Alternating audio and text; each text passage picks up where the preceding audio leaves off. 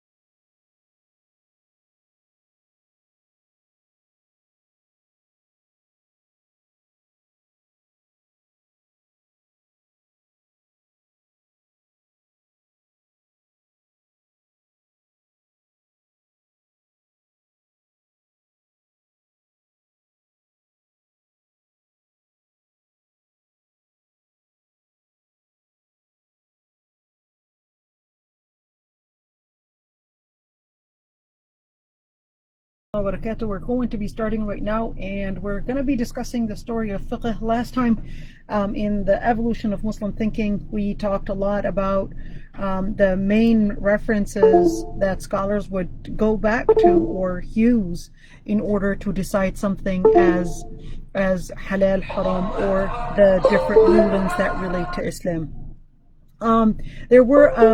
There were a number of issues that we had covered last time. So today we're going to be continuing. Well, how did fiqh start? And of course, some of the most important questions that we'll also be answering is, well, what makes that madhab, and what is the story of those madhabs? So when we say the story of fiqh, we don't necessarily mean the fiqh and the foundation of fiqh, because we would all agree that fiqh in itself is actually meaning the main understanding, the main understanding of Islam, main understanding of Islam, and by going back to the Quran and Sunnah. But when we say the story of fiqh begins, there are a number of different things in what we mean by that is basically the story of the madhab. And when we say that, we're actually talking about in comparison with the different eras. So we did talk about the era in the establishment of fiqh, meaning the foundation that was being laid out during the time of the Prophet ﷺ, which is during the time of the Prophet ﷺ till 11th year Hijrah. Then we also talked about how things were gradually changing until the time or the era of things being compiled and the building up period. And we talked about the Umayyad time, the Umayyad period, or actually before that Khulafa al-Rashidin, then the Umayyad period, then later the Abbasi, and how things were slowly being collected, and how later that was going to be the foundation of fiqh. So to continue, we did talk about some sides to the canonization, so certain things in fiqh that were being canonized, and of course we're talking about the era after. So when we look at 132 year Hijrah, that is pretty much right after the Umayyad Khilafah, and to be more specific, it would be the Abbasid Khilafah. The Abbasid Khilafah, at least in the beginning. Now, it is really important to mention that during the Umayyad Khilafah, it doesn't mean that there was no fiqh. In fact, during the Umayyad Khilafah, that's when Abu Hanifa was actually born. Abu Hanifa was born 80 year Hijrah, which you want to put it in perspective, is the Umayyad period is at ends at 132 year Hijrah, and it actually started 41. So the Umayyad period started 41 Hijrah. Abu Hanifa was born 80 year Hijrah. So you're looking at pretty much in the more towards the end, middle age, or the middle time of Umayyad Khilafah time. Yet after the ending, after the Umayyad Khilafah had ended, and during the Abbasid Khilafah, fiqh started taking an independent shape. Well, things are becoming more independent. The scholars were now being put into specialty. So you had scholars of fiqh, you had scholars of hadith, you had scholars of tafsir, you had different specialties that were pretty much helping the specialty grow, and every single school started forming its own madhab. It's really important to say that the word madhab comes from the root dhahaba, which means that it is what a group of scholars might have regarded as the pattern, or a certain route on Islam. And those different madhabs later became their schools, and those were tracing back all the way to the Sahaba. So the different madhab, the different schools in Islam, they actually go back to Sahaba. So it's not that somebody just had an idea and that's how a madhab or an idea formed, but they actually learned from the Sahaba, and the Sahaba learned from the Prophet ﷺ. Later during the Abbasid era, the fiqh studying, which is the fiqh studying, or the Islamic law studying, became organized in where it was then becoming divided into two different fields. The field that is specialized in classifying and studying the fundamentals of Islamic law, which is called al-usul, and the other specialty which studies the details of Islamic law. When we talk about the details, we're actually speaking about deriving the detailed rulings, which is called al-furu'. So look at this, al-furu' and al-usul. What's the difference between both? So al-usul would study the references and how to make use of those references. Let's give an example. So a scholar of usul will say, well, in order to say that the ruling is anything, you would have to go back to Quran or Sunnah. So they would look at the words in the Quran and Sunnah, and they would look at the words in Quran and say, well, if something is giving an order means to obligate. Therefore, if something is giving an order, it's an obligation, and therefore if you're not practicing or putting that obligation into practice, that would mean you're at sin. So this would be a fundamentalist. So what we mean, we don't mean that in the modern connotation to mean extremist, to mean fundamentalist, those that are, that are portrayed in the media to be Muslims that are fanatic. No, this is not what it means. We're talking about the scholars that are specialized in the fundamentals of Islam. It has nothing to do with the political connotation that is portrayed in the media. But the person that is specialized in furu' or in fiqh would look at what the scholar of usul have laid out in terms of different rules and rules or different evidences to go back to, and how to make use of those evidences. And the scholar of fiqh or the scholar of furu' will look at those evidences and learn how to apply those ideas on ground and make it more practical by looking at the evidences in Quran and Sunnah and say, well, this is the ruling for such and such matter. This is halal because the ayah says such and such. This is haram because the ayah says such and such. This is sunnah, etc., because of such and such evidence. Now, one thing is that both the faqih, the faqih is basically the scholar that is specialized in fiqh or furu', and the scholar that is specialized in usul al-fiqh is called usuli, and the usuli and also the faqih would both depend on the sunnah, which were the books that were collected. Now, it is important to note that the books that we know of today, the books of Sunnah, those were compiled many years after this era.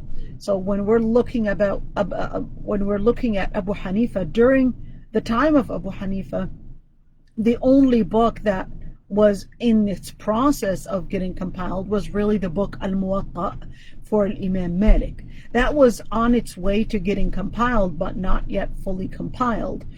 During the time of Abu Hanifa, yet Abu al-Bukhari was not even born. Al-Bukhari was not even born till 200 and some year Hijrah, versus Abu Hanifa, who actually died 150 year Hijrah. So you're looking at a whole gap between these two major figures that yet did not have each other's resources to make use of, or at least Abu Hanifa did not have al-Bukhari, an available resource at the time, which later made it challenging for the Madhab Hanafi, as an example, because those tools or those hadith were not available, so they had to use a different form to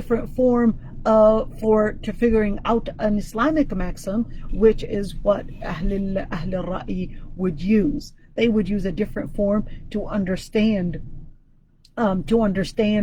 those methods, to get to the principles of Islam. Now, scholars from different parts of the world have taken upon themselves to collect the different hadith. Now, the scholars of hadith, that was more of, you can consider it a revolution, really, to work on the sciences of hadith and to work on what is called at-tarajim and the rijal.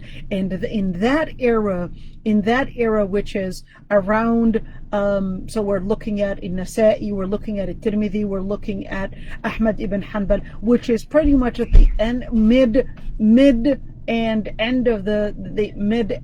middle, second and third century Hijrah. That was considered the era of compiling hadith, where everyone was pretty much considered that if you wanted to say any hadith, you were supposed to say the whole chain of narration. You couldn't just say a hadith without going into the whole chain of narration, and that's when it was considered prestigious, it was considered important, it was considered a duty on a lot of the scholars to work on documenting and collecting these hadith before those that had this knowledge were going to die out, and then generations leaving that some huge amount of information on Islam will eventually be lost throughout those generations that have died out. So that's when those hadith were starting to get into that compilation, and they're compiling all those hadith. The madhahib later, so you had a group of scholars were working on fiqh, and other group of scholars were working on hadith, and other group of scholars were working on seerah, etc. But most of the scholars of fiqh were pretty much now working in an organized. This is really important to keep in note, because the scholars of fiqh were now being organized in a way of a school form style, and which is called a madhab. So the schools were spread about based on the students. The students would travel, and there would be a government support. This is really important. There would be a government support to help out the students of fiqh do the job, because they were taking government positions in order to work as judges, in order to work as to work as judges, to work in different fields, to make the practice of that fiqh easier to obtain and easier to keep going, in order to make sure that the Islamic law is actually put on ground and is not only laid out in books. Now, when we look at the scholars learning from one another, that was extremely important, because most of the times people would assume that the scholars of fiqh were pretty much at each other's throats and not necessarily working and learning from one another, which is totally not accurate. The scholars were learning from one another. Now here I'm talking about the founders. I'm talking about the founders of the madhab and not the students. The students were also learning, but in the later generations, things are going to look different. The scholars were learning from another. So you had Shafi'i actually learned from Imam Malik, and I believe we had mentioned the story not last time, but some while back. The Imam Shafi'i learns from Imam Malik. Ahmad ibn Hanbal, he learns from Shafi'i, and of course they would learn and even make use of each other's works. Now, during the Dawla al-Abbasiyya, which is pretty much 350-year Hijrah, when we say 350-year Hijrah till 656, it's really important to look at challenging moments during that era, because actually 656, let's put that one on the spot for a second, because in 656 Hijrah, the Muslims were stormed with the Mongol invasion, which they totally had not expected, really. And during that invasion, the Muslims had totally lost all those rich books that they had worked on for many years. During that era, between the 350 to 656 year Hijrah, the Muslims, or it was actually Abu Ja'far al-Mansur, who had ordered that there would be a huge city that was pretty much like a university. It was called Dar al-Hikmah. And for that Bayt al-Hikmah and Dar al-Hikmah, it was translating the books in different languages. It was translating the books from different languages into Arabic, and this huge place in Baghdad was considered a place for education and a place that was getting the knowledge from the East and the West and whatever their hands can get a hold on, whatever their hands can get their hands on, and they were translating it. Now, it is really important that during that era, it wasn't just fiqh, but it was other sciences as well. The madhahib at the time were becoming even more organized into what really is the basis, the foundation for that particular school, and later, not only the foundation, but later how to apply new rulings based on that foundation. Now, this is really important. So we've got the usul, and we also have the furu' that are a reflection of the main foundation of that school. So the major madhahib right now were slowly finding a different route. And of course, there were other madhahib that started vanishing. Keep that in mind, because there were other madhahib that did not necessarily have students to maintain them, to spread them, to document them. And documenting was the most important tool in order to preserve a certain madhab. There were other madhahib, but unfortunately, most Muslims only know the four madhabs and don't really know that there are many other madhahib that had vanished and were only left mentioned in different books of fiqh that we are able to go to and say, well, what did let's say Tabari say, what did Abu Thawr say, or different scholars. We will just we can trace some different opinions, some different madhahib, but the reason why they vanished was really because there was no documentation. The students didn't take it upon themselves to document those madhahib. Now that developed into only specific schools that had an organized type of documentation. There were students, there was a documentation, there were books, there was a type of a canonization in where there was some government support that was making and taking use of those madhahib, and later the madhahib had reached their final form of canonization.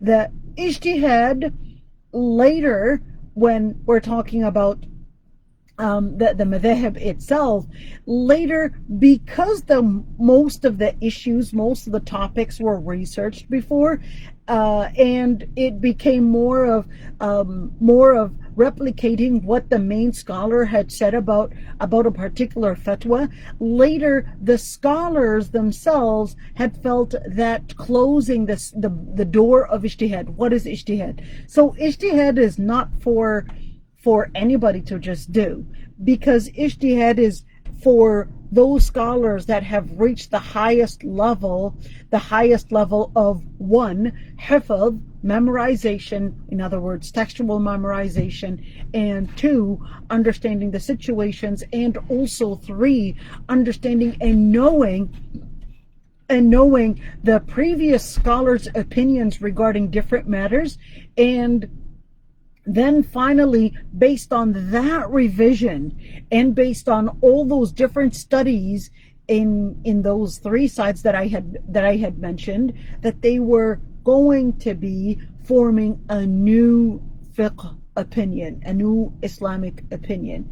Well, that was perceived as there's absolutely no way that any of us can get to that level, and eventually led to the closure of the door of ijtihad. It was totally dropped, and that led to lots of chaos.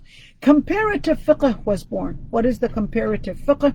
Comparative fiqh, because there were different schools, so every single school was right now considered as a separate school, that it was easy. They were becoming canonized. They were becoming documented. There were students that were fully supporting that particular opinion, and there were evidences that were documented, etc. Well, there was the new rise of different schools wanting to compare the different evidences in order to look into, well, what is the preponderant ruling.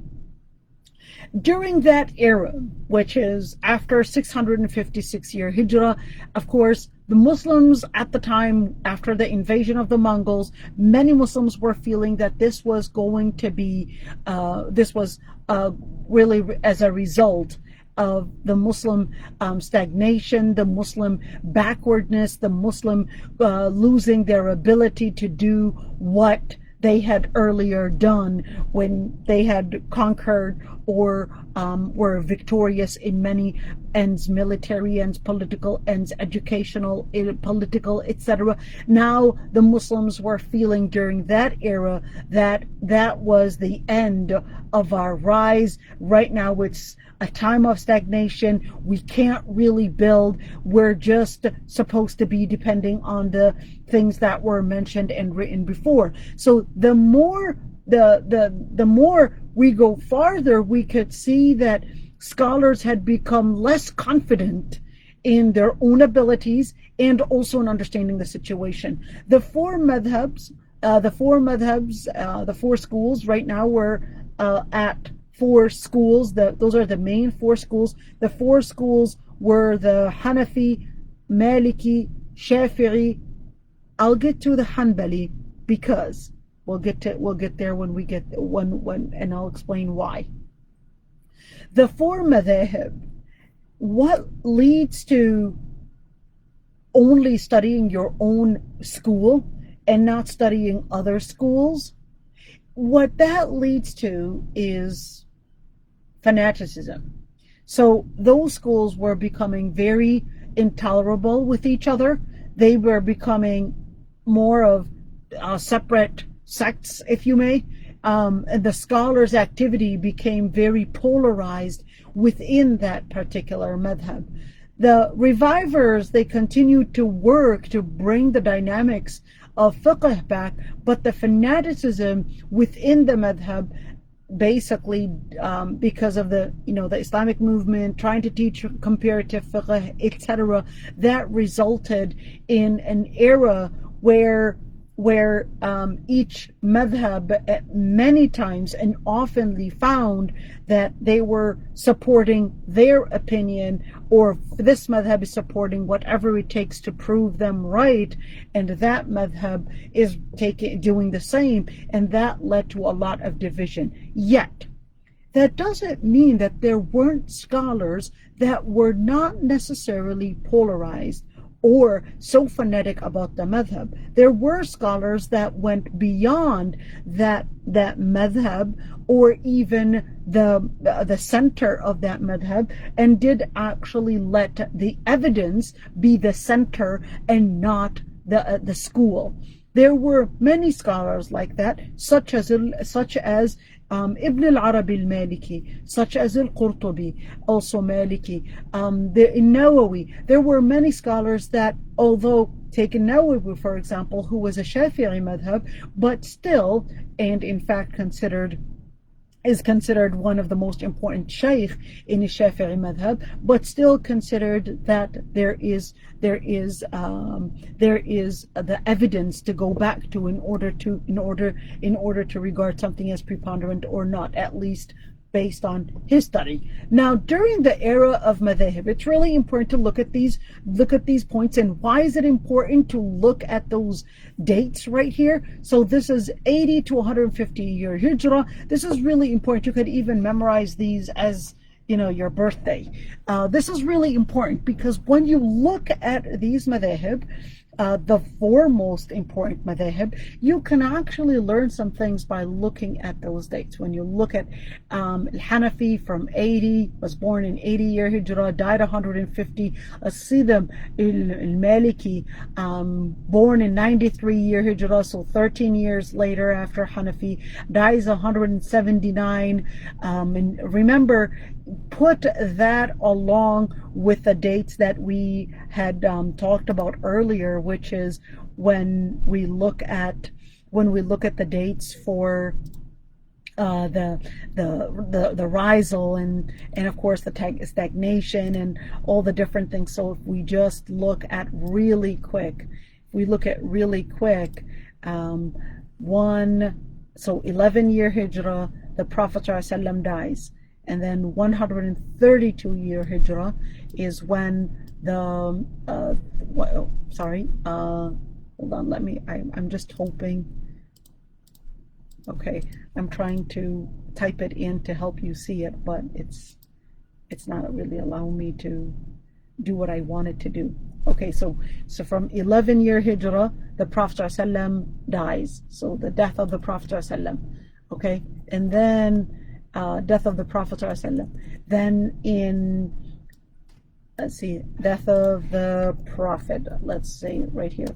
And then you had 41 year hijrah to 132, that was the Umayyad time. Then you had from 132 till 656, that was considered the Abbasi time. Then you had from 656 till 923, that was Ayyubid / and Mamluki time. And then later on, from that era, from 923 something, that was the time when the Uthmani had defeated the Mamluki, and then later it became the Uthmani era. And then from the Uthmani era until the modern times, which is 1924, that was the end of Uthmani era. So looking at those periods, this just gives you an idea. Of what are we talking about in terms of years and the madhahib, etc. I'm going to move further here because you're going to see later down. Let's see, Imam Abu Hanifa. So we said he was born 80 year hijrah, died 150. Let's move on. So his name is Nu'man ibn Thabit. right? He lived in Al-Kufa in Iraq. That's in Iraq, a city in Iraq. But he originally is from Afghanistan, from a Persian family. He started his life as a businessman selling fabric. His main sheikh was Hamad ibn Abi Sulaiman, who was living in Iraq, and of course studied from a scholar named Alqama ibn Qais al-Nakha'i, who studied from Abdullah ibn Mas'ud. I want you to look at this chain of narration here. This is actually a chain of narration. So Hamad ibn Abi Sulaiman studied from Alqama ibn Qais. Alqama ibn Qais studied from Abdullah ibn Mas'ud. So even in fiqh, Abu Hanifa actually had a chain of narration in where he goes back to Abdullah ibn Mas'ud, then goes back to the Prophet ﷺ in order to bring about an understanding, and of course the understanding of fiqh or Islamic law in Islam. So not only is hadith having a chain of narration, but you can see that even in fiqh there's actually a chain of narration where, yes, Abu Hanifa did not meet Abdullah ibn Mas'ud, because Abdullah ibn Mas'ud anyways dies in 32-year Hijrah, but you could see that Alqama ibn Qais actually learned from Abdullah ibn Mas'ud, and then Hamad ibn Abi Sulaiman learned from Alqama ibn Qais, who is a tabi'i, and then therefore becomes the main teacher for Abu Hanifa, his name is Nu'man ibn Thabit. Well, the other part is when we talk about his personality and his students and class, there's something that is, quite impressive really about his personality and the students that later affected the way that madhab, Abu Hanifa's madhab is really studied and later even taught to others. He always analyzed text. So Abu Hanifa, it's, his class where the students would be taking notes. They would take a matter that was probably brought to them by the public, by the situations, so many different situations. Those situations would be reviewed, evaluated in order to derive a ruling for them. His classes were based on discussion. Abu Hanifa would discuss, and in fact, there's a very important story. His most important student is Yaqub ibn Ibrahim. I didn't write his full name here, but his name is Yaqub ibn Ibrahim. Yaqub ibn Ibrahim, the name that he's famous for is Abu Yusuf. So Abu Yusuf, Yaqub ibn Ibrahim, his mother would constantly, send him to, fetch her something from the market, etc. But Yaqub ibn Ibrahim, this young boy, was always, trying to sneak his way to go and hear the class or the dars that Abu Hanifa was giving in the masjid, which is al-Masjid al-Kabir until the time of today. He would sneak his way and go. His mom would constantly find him instead of going to get what his mom had ordered him to get. She would find him always sneaking his way to go to Abu Hanifa's class. Abu Hanifa was a very rich scholar.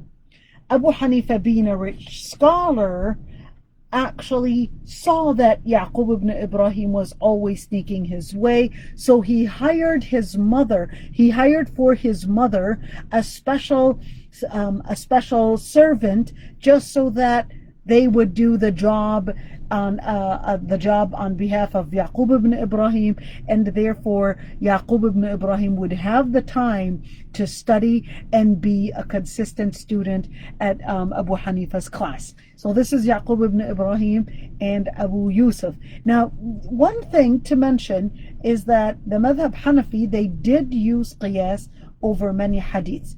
But why is that so? There's a misinformation that many would think that Madhab Hanafi does not depend on text, and instead they depend on opinion. This is a very common fallacy. This is one of the most important misinformations about Madhab Hanafi. It's not that they depended qiyas over text, but it's that at the time they did not necessarily have the text meaning hadith, compiled as it was available for Imam Malik, who was actually living in Medina.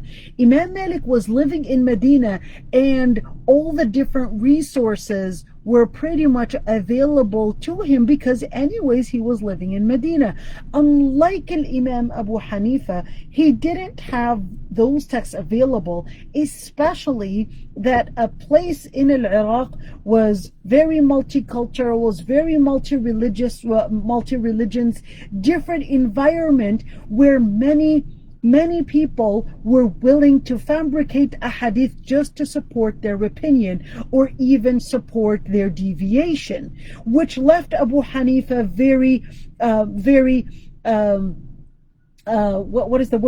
very careful in what a hadith he would choose in order to make sure that he's not depending his madhab on a hadith that are weak or at least or even fabricated a hadith. Abu Hanifa, also had one of the most important students who was considered the most important scholar to document the Madhab Hanafi, which is Muhammad ibn al-Hasan al-Shaybani. Without Muhammad ibn al-Hasan al-Shaybani, al-Madhab al-Hanafi would have probably never reached us. Muhammad ibn al-Hasan al-Shaybani later becomes the most important figure to document al-Madhab al-Hanafi and document every single opinion in a number of different books. The students spread the madhab in different places. Abu Hanifa was later going to be the foundation that other madhahib would learn from in order to move that madhab from just a thought that was discussed into knowledge, into documentation, we'll see how later the Madhab Hanafi became that canonized and was later considered the constitution for the Uthmani Khilafah. Because it was considered as the constitution, it was later considered that resource that I would say blended with a lot of different cultures, and it became really a Hanafi type of culture in where people may not realize. We're going to get to that later on. Let's see what Abu Hanifa says about his methodology of finding an Islamic ruling. He said, quote, "I take from the book of Allah if I find the ruling, or the sunnah of the Prophet, peace be upon him, if I don't find anything in the book of Allah subhanahu wa ta'ala, or the sunnah of Rasulullah, or the sunnah of the Prophet, I take from the reports of this companion." So if he doesn't find anything in the hadith, he will take the reports from the Prophet's companions. And he says, I take and leave whomever I want. I do not go to other than their words. If I reach the matter to only taking from Ibrahim, that is Ibn Sirin, Ata, Ibrahim is Ibrahim al-Nakhai, Sa'id ibn al-Musayyab, then I say my ijtihad as they have said theirs. Now, this is Abu Hanifa saying that he goes to these resources. This is not for us to actually think that, oh, if I reach the matter to Sa'id al-Musayyab and Sirin and etc., this is not for the layman, and say, well, I can also say my opinion on Islam. Because even Abu Hanifa himself said what there are priorities, there are resources that he would turn to, and we as Muslims would turn to, in order to derive a ruling from Quran and Sunnah. Ijtihad is not put up above the book of Allah subhanahu wa ta'ala. If there is a text defining the ruling relating to a specific matter, that would be the resource that we would had to. If the source in the Quran is also either ambiguous, maybe not specific, maybe too vague, maybe not clear, maybe was even abrogated by the Sunnah, then in that situation we cannot say we're going to stick to the Quran and leave aside the Sunnah. Now, as for these personnels that he had mentioned, Ibrahim al-Nakha'i, al-Sha'bi, Ibn Sirin, Ata, Sa'id ibn Musayyib, or this is Ata ibn Abi Rabah. These scholars were actually considered as tabi'een. Tabi'een is basically the generation that learned from the Prophet's companions. They learned from the Prophet's companions, and the Prophet's companions learned from the Prophet ﷺ. So this is just 3 generations. Even Abu Hanifa, between him. So why would he say, for example, Ibrahim al-Sha'bi, etc.? Because remember, let's go back to where we looked at right here, is that Hamad ibn Abi Sulaiman, this is the generation 1, generation 2, generation 3, and that's exactly the same thing when we look at even generations. So Sa'id ibn al-Musayyib had actually learned from a generation before him, and also Abu Hanifa, and also the Sahabi. So Sa'id ibn Musayyib, his own father Musayyib ibn Hazn actually was actually one of the Sahaba. So Sa'id al-Musayyib was not a companion. He actually learned from the companions.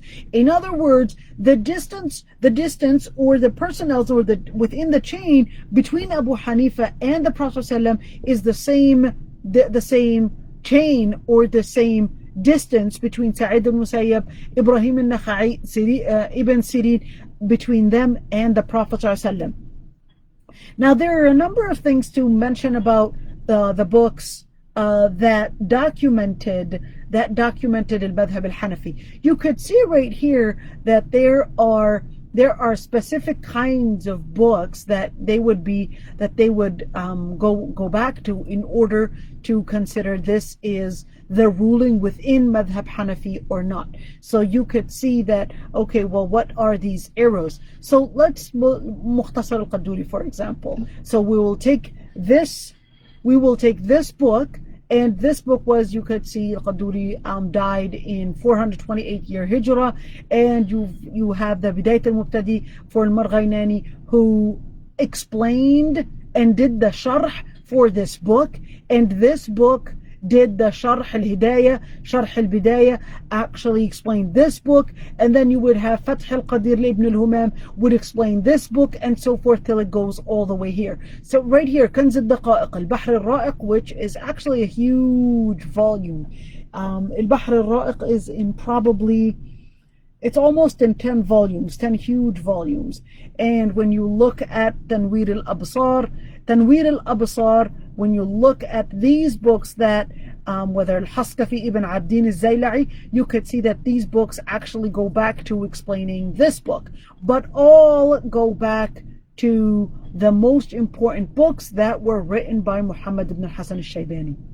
Remember when we said Muhammad ibn Hasan al-Shaybani was the main figure that documented the Madhab Hanafi, Madhab Abu Hanifa? Here we go. So all these books pretty much go back to the books that Muhammad ibn Hasan al-Shaybani had actually documented from the Madhab Hanafi. These are Kutab Zahir al-Riwayah.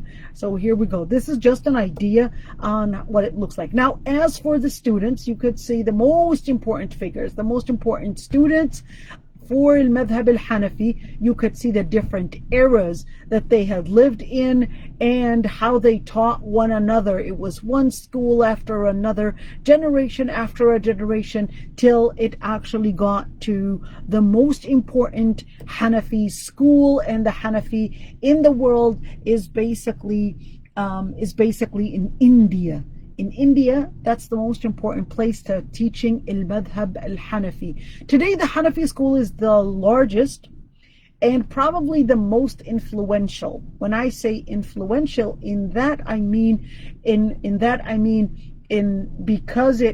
because it basically has the largest population, and it was considered the constitution for that was used by that was used by al Khilafah al Uthmaniyya till the time of today. That is why it is considered probably the most influential, because of the fact that it has a lot to do with the modern challenges, because the Madhab Hanafi,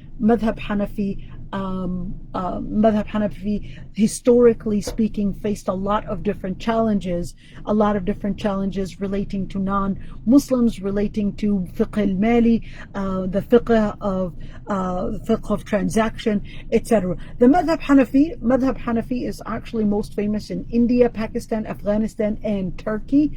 Hanafi Madhab, as the other madhab, considered Quran, Sunnah, Qiyas, and ijma', qiyas and ijma' as the resource for fiqh. You could see right here, if you look at this map, I really like this map, although not 100% accurate, but you could see that you have Hanafi madhab is pretty much this green area.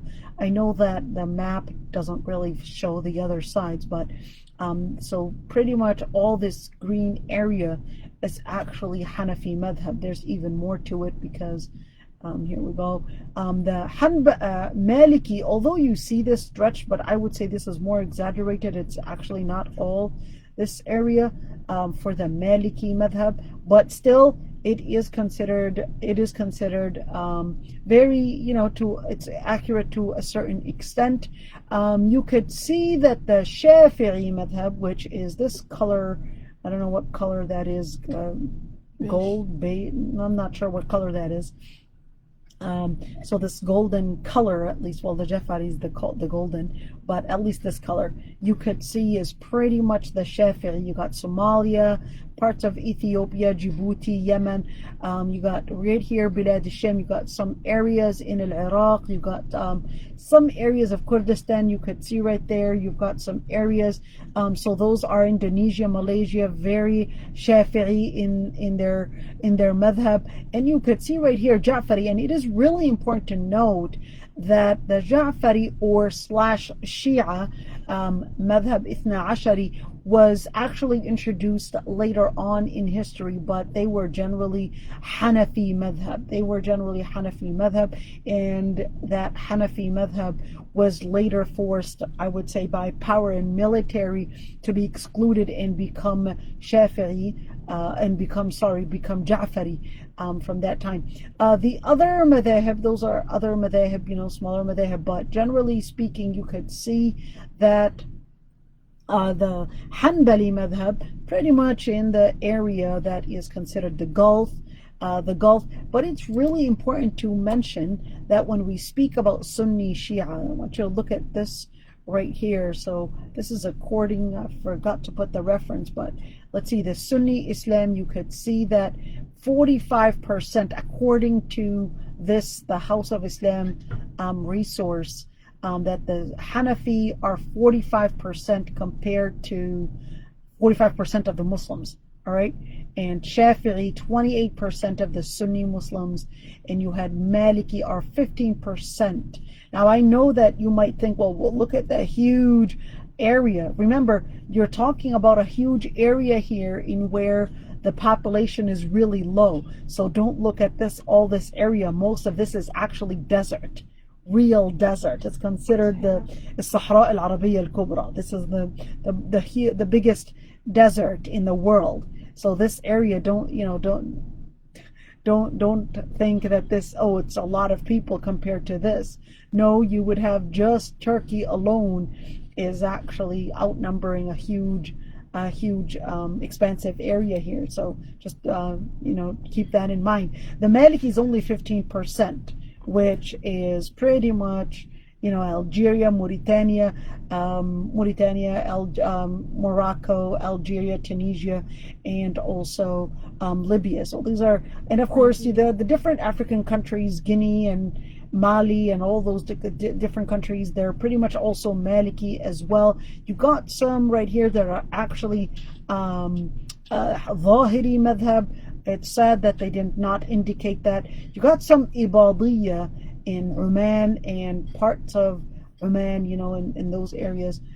Just keep a note on that. Got a number of Zaydi, which is, a Shia sect, which is right now al-Houthiyyin and those that are causing, along with the Salman, Muhammad ibn Salman's military against the Muslims in Yemen. So very sad to say that. Now the Hanbali, you could see 2%, but you want to remember that the Hanbali was not a madhab at one point. That's why even Ibn Hazm did not regard and did not even go at odds with Hanbali, because he did not consider al-Hanbali as a madhab fiqh. He didn't consider it as a fiqh madhab, and more considered Ahmad ibn Hanbal as a muhaddith than anything else. So you could clearly see that Hanbali madhab was more later developed into becoming a madhab. Let's look at that Sunni Shia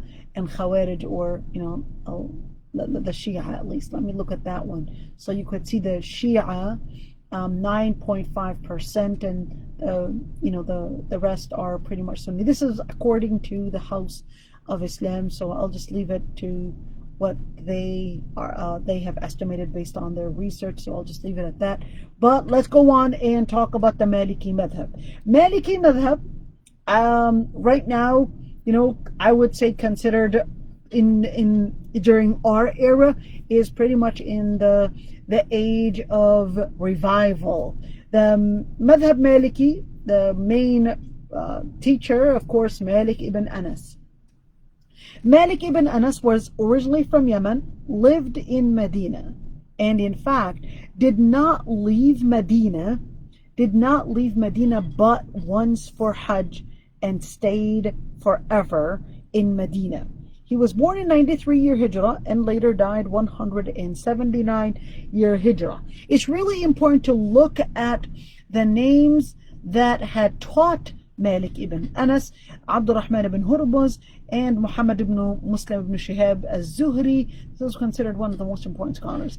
And of course, Rabi'a ibn Abdurrahman, who's called Rabi'at al-Ra'i, and Ja'far ibn Muhammad al-Baqir. Now I want you to look at Rabi'a ibn Abdurrahman, Rabi'at al-Ra'i, and Ja'far ibn Muhammad al-Baqir. Those are considered, at least Ja'far ibn Muhammad al-Baqir is actually considered one of the most important figures from Ahlul Bayt and also for Shia. All right. He used to teach at the masjid until he became sick with urinary incontinence. The urinary incontinence really resulted that he needed to stay longer at home and would only come to the masjid only during the class and leave. He did not stay long. Pretty much avoided people, avoided all that socialization. His classes were very free of discussion. He would just say the hadith, just say the ruling. There was no discussion whatsoever, unlike Abu Hanifa's class sessions. There was always that discussion, always that dialogue, always the teacher and the students, exchanging ideas, exchanging opinions.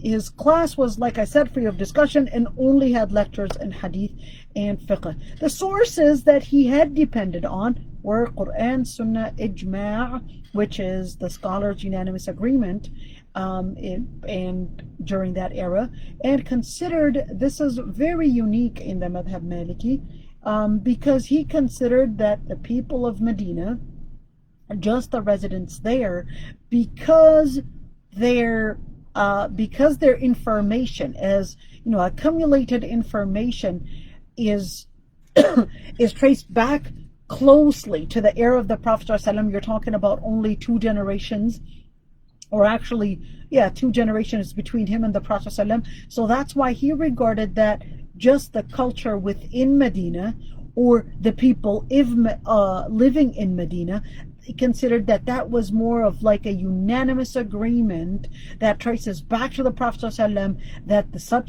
that such a ruling, or whatever evidence he wanted to use, was a legit resource and a legit source over hadiths narrated by a small group of people. This is really important to mention, because this acts as very unique in the Madhab Maliki. This is not found in any other madhab, but the Madhab Maliki, you could see that he regarded, well, not only ijma' but considered that ijma' Ahl al-Madina, considered that the unanimous agreement that was agreed upon between the people that were living in Medina was over and was in itself a source of information. And over qiyas. Qiyas, we talked about that before. It was more of an analogy in where there's al-fara', there's al-asl, and there's the main ruling, and then you would have a new situation that actually goes back to that ruling that we already have a text for. So just as drugs going back with their ruling because of the fact that there's a illah, which is intoxication. So because alcohol drinking leads to intoxication, intoxication was the main reason why alcohol was prohibited. Therefore, anything that leads to intoxication is considered taking the same ruling as alcohol, be it marijuana, be it drugs, cocaine, whatever you may call it. It's going to take the same ruling because of the fact that they share a common result or a common consequence, of which is intoxication in this point. The other part that Imam Malik used as a reference is the companions' reports. The companions' reports, well, of course, he used the Medina's reports. Is he not going to use the companions' reports? But the companions' reports that he had used are clearly emphasized and shown even in the book Al-Muwatta. Al-Muwatta, they're actually called Al-Athar. Al-Muwatta is the book that Imam Malik had compiled that contained reports on, 1, the Prophet ﷺ, 2, reports on the Prophet's companions called Al-Athar.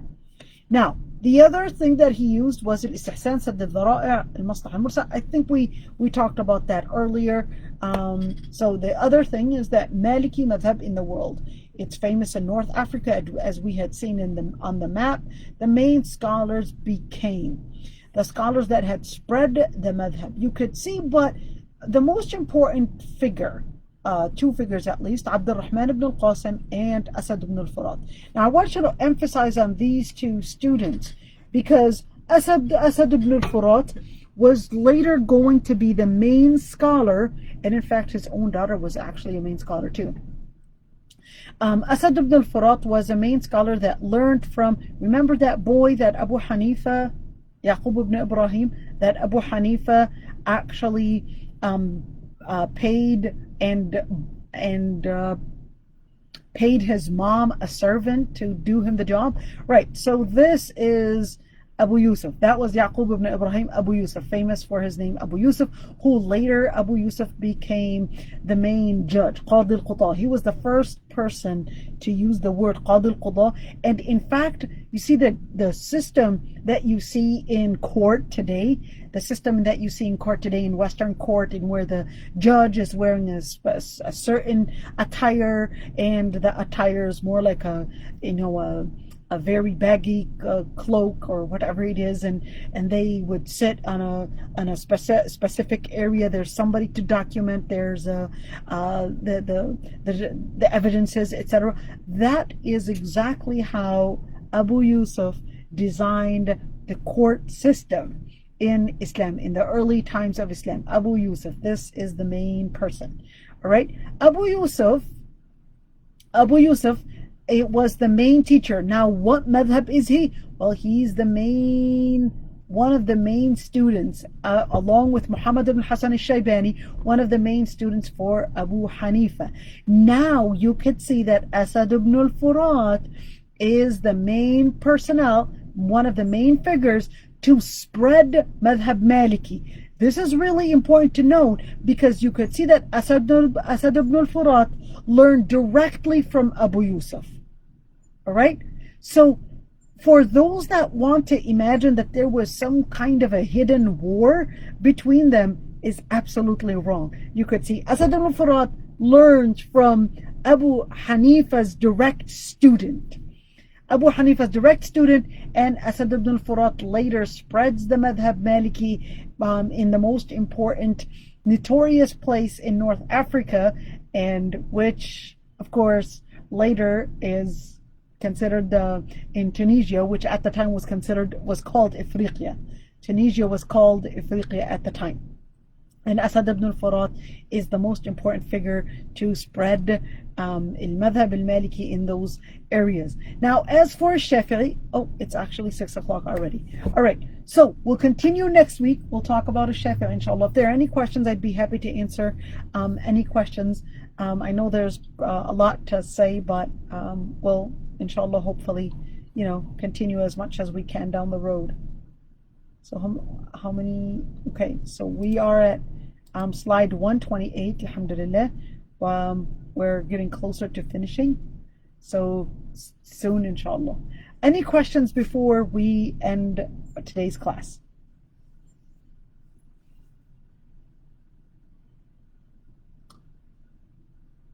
All right, so this is it, and we'll see everybody, inshallah. Assalamu alaikum wa rahmatullah.